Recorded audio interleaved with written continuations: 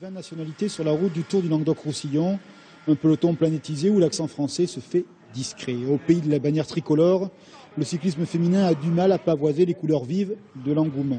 Pas comme dans d'autres pays voisins et parfois latins, où les mécènes et le public savent apprécier les performances de ces athlètes à part entière.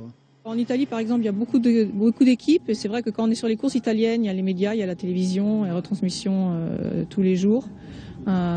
Pour la presse écrite, je ne saurais pas trop dire parce que je ne lis pas l'italien.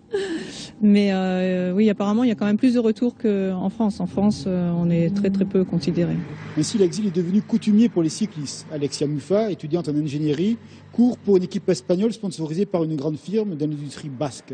Cette Savoyarde, très appliquée, a déjà franchi l'Atlantique pour découvrir un cyclisme américain, dont on peut dire qu'il est à l'avant-garde des droits de la femme athlète.